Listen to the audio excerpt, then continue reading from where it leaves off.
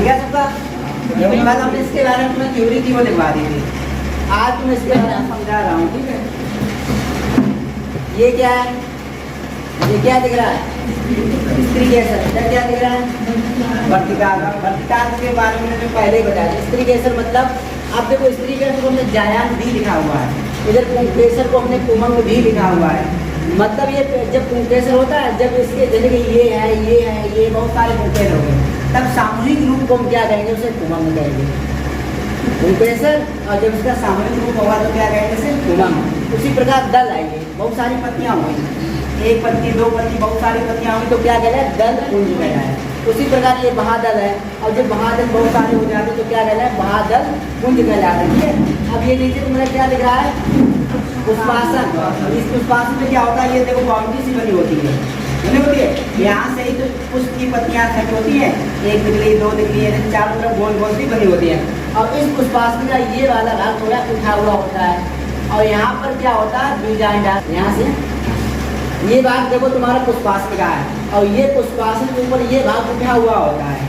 यहाँ पर क्या होता है, यहाँ पर जो हमने कहा जो कौन आता है, परागण के जो यहाँ पर निषेचन होता है, निषेचन से चलते हुए कार्य, तो ठीक है, निषेचन से देखो यहाँ से ये क्या है, परागकोश, परागकोश से क्या निकलता है, परागकण निकलते हैं, और परागकण निकल के कहाँ पे आते हैं, वर्तिकाग्र पर आते हैं। अब यहाँ पर जो मिल जाते हैं वर्तिकाग्र पर आगे फैलोपियन नलिका ये होती है, ठीक है, ये फैलोपियन नलिका होती है, इसके माध्यम से आते हुए कहाँ पे आते हैं, बीजांडासन, ठीक है। तो यहाँ ये क्या बन जाता है, एक भ्रूण का विकास हो जाता है, ठीक है, एक बीज का निर्माण हो जाता है, और यही बीज धीरे धीरे, और ये बीज पता है एक रक्षक के अंदर होता है, कवच के अंदर।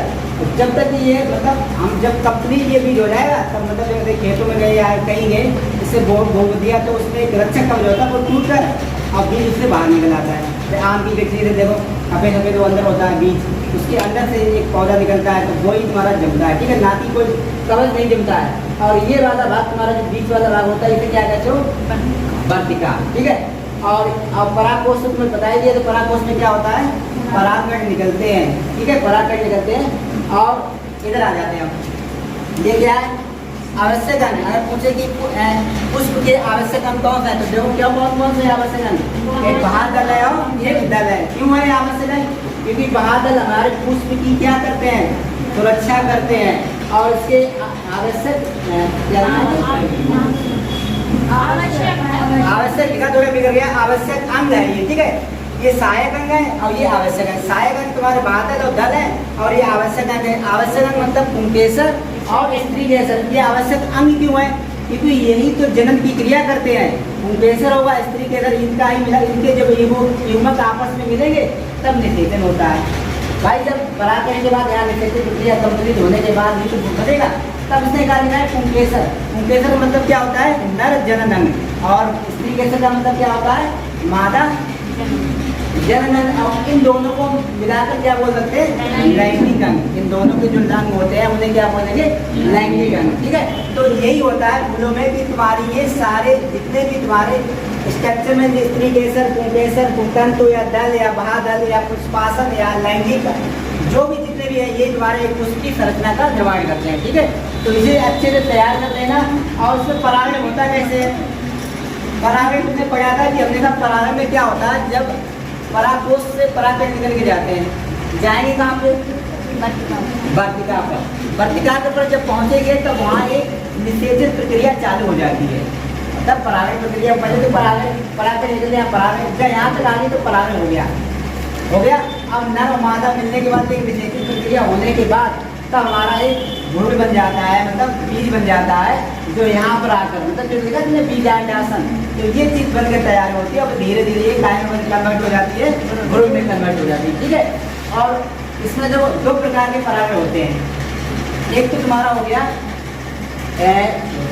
स्वपरागण, एक हो गया पर परागण के बारे में हमने समझाया था। जब अलग अलग पुष्प की बात हो, अलग अलग पौधों की बात हो, ठीक है, जैसे एक पौधा वहाँ पे खड़ा, और उसी के टाइप का, जैसे गुड़हल का पौधा उधर है, उधर गुड़हल का पौधा दूसरी जगह है, तो वो यहाँ से पराग निकल के उस पौधे से उसके वर्तिका पर पहुँच गए, तो ये तुम्हारे क्या हो गया, पर परागण। अगर एक ही पेड़ है और जैसे कि इस पुष्प है, इधर पुष्प है, और इधर से पराग निकल के दूसरे पुष्प पे पहुँच गए, कहाँ पे, वर्तिका पे पहुँच गए, तो ये तुम्हारे क्या हो गया, स्वपरागण हो गया। ठीक है, अब ये भी तुम्हारे अलग अलग होते हैं, कुछ वायु परागण होता है, कुछ जल परागण होता है, कुछ कीट परागण होता है। देखो जल परागण और वायु परागण के बारे में ज़्यादा चर्चा नहीं की है, लेकिन अब वायु परागण कैसे हो सकता है, तो दिमाग लगाओ। मुझे तो बताया था जैसे एक तो बहुत तेज हवा चलती हो, जैसे फूल और फूल आपस में टच कर जाए, तो उनके जब टच करने के जो परागण होते हैं आपस में निकल कर एक दूसरे से छुड़ जाते हैं, तो ये वायु के माध्यम होता है। लेकिन जल के माध्यम से कैसे हो सकता है, बताओ। जल का क्या वो होता है, तो जल में बताया गया है कि जो जल के जो परागण होते हैं जल के बहाव से पहुँच के दूसरे पर पहुँच जाते हैं, और दूसरे पर पहुँचने पर जैसे कि जमीन पर ज़्यादा देखने मिल जाते हैं, जल के बह के निकल गए और जल में कोई पौधा या दूसरा है कोई, तो वहाँ पर छुड़ जाते हैं। और इसके बाद हमारा कीट परागण सबसे ज़्यादा इम्पोर्टेंट, कीट परागण और कृत्रिम, ये ज़्यादा पूछा है। कीट में क्या होता है, हमने बताया था, अगर यहाँ पर कौन बैठा, कोई कीट बैठ गया, तो यहाँ से क्या ले जाएगा, पराग से क्या ले जाएगा, परागण लेके जाएगा, और लेके जाएगा तो वर्तिका पर जब जाएगा तो तुम्हारा क्या कहलाएगा, परागण कहलाएगा। ठीक है, परागण के बाद निषेचन प्रक्रिया हो जाती है। निषेचन मतलब क्या होता है, जब नर युग्मक और मादा युग्मक आपस में संलयन करें, जब नर युग्मक और मादा युग्मक आपस में संलयन करें तो क्या कहलाता है, निषेचन कहलाता है। ठीक है, और निषेचन, अब इसमें दो क्वेश्चन आते हैं, निषेचन से पहले क्या होता है और निषेचन के बाद की क्रिया क्या होती है। इसमें आता है निषेचन से पक्ष और निषेचन के बाद, ठीक है, पक्ष और पूर्व, मतलब पूर्व और पक्ष आता है। ठीक है, तो दोनों को पूछा जाता है। अब बताओ पक्ष में क्या होता है, अब पूर्व में क्या होता है। पूर्व में मतलब क्या होता होगा, देखो यही तो होता है कि जब कीट यहाँ पर बैठा हुआ, यहाँ से पराग निकाला, अब ये सारी क्रियाएं हुई होगी, पहले क्या हुआ। ठीक है, अब बाद में क्या होता है, जब निषेचन हो गया, निषेचन के बाद क्या होता है, बीज का निर्माण होगा। ठीक है, बीज के बाद फिर पौधा, बीज से पौधा कैसे निकलेगा, फिर दोबारा वो प्रक्रिया कैसे होगी, तो ये डिटेल में इसके दिखाऊंगा, तो धीरे धीरे में समझ आ जाएगा। तो चित्र में इतना ही था, चित्र में तुम्हें सिर्फ इतना ही समझना था कि इसमें आगे क्या आएगा। ठीक, चित्र आएंगे।